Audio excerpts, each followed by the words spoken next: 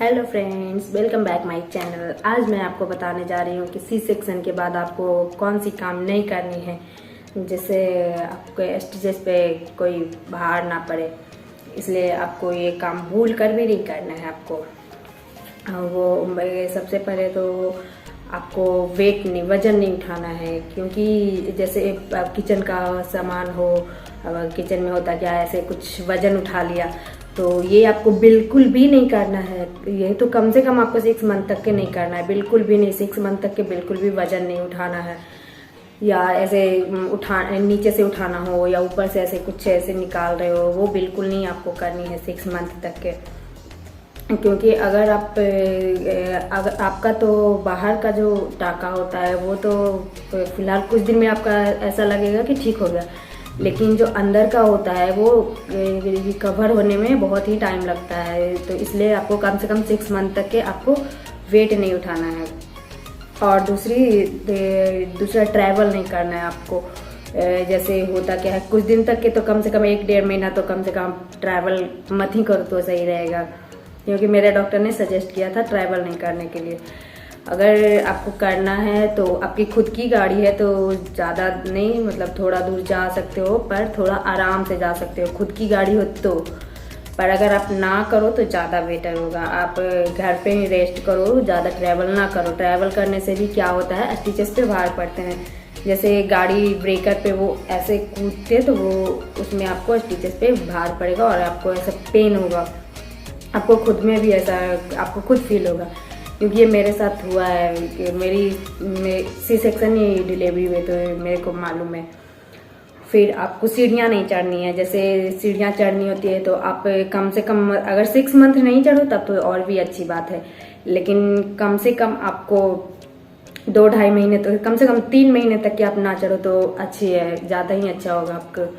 क्योंकि होता क्या है, जैसे आप चढ़ते हो ऐसे ऐसे तो उसमें स्टिचेस पे भार पड़ता है। अगर आपको किसी मतलब अगर ज़्यादा ज़रूरी है, अगर आपको चढ़ना भी पड़े तो आप आराम आराम से चढ़ो और आराम आराम से उतरो। ऐसे नहीं जल्दी जल्दी चढ़ गए और जल्दी जल्दी उतर गए, इसमें आपका स्टिचेस फट भी सकते हैं और बाहर के भी स्टिच पे जो होता है ना उसमें भी आपको पेन होगा। और कभी अगर तुरंत का होता है तो उसमें ब्लड भी निकाल सकता है, इसलिए आप ये ना करो तो ज़्यादा अच्छा होगा।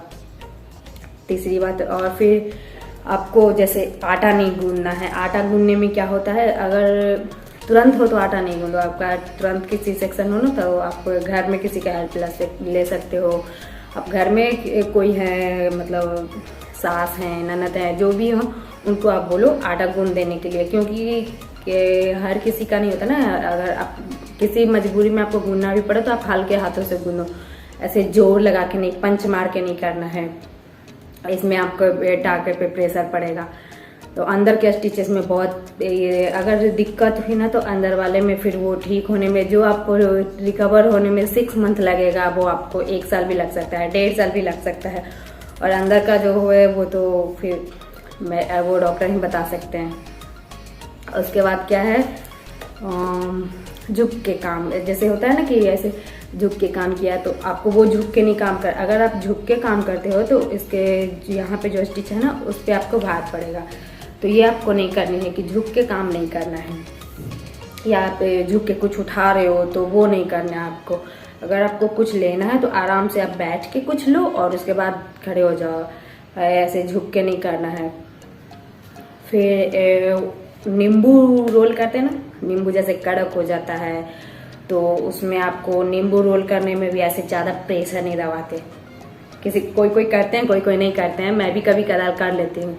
पर अगर आपका शुरू है, सी सेक्शन अभी हुआ है, तो आपको ये बिल्कुल भी नहीं करना है, क्योंकि ऐसे ऐसे करने में नींबू रोल करने में प्रेशर लगाना पड़ता है, तो उसमें एनर्जी जाती है, फिर आपके उसमें भी दिक्कत हो जाएगी, प्रॉब्लम होती है। ये आपको ये भी नहीं करना है। फिर आपको झाड़ू पोछा भी ऐसे झुक के होता है ना, झुक के ऐसे बैठ के कर लिया तुरंत का, अगर ऐसे झुक के कर लिया तो उसमें भी प्रॉब्लम हो जाएगी। आपको झाड़ू पोछा भी नहीं करनी है। हाँ, आप पोछा लगाओ, वो मोप आता है ना, खड़ा खड़ा आप ऐसे लगा लो, वो उससे आप पोछा लगा सकते हो, पर बैठ के और ऐसे झुक के बिल्कुल नहीं आप पोछा लगाओ। और क्या है, हाँ, कपड़ा निचोड़ना, वो क्या होता है, जैसे कपड़ा धोया ना, तो कपड़े धो के ऐसे जोर से ऐसे ऐसे ऐसे नहीं, ज़्यादा एनर्जी लगा के नहीं निचोड़ना है।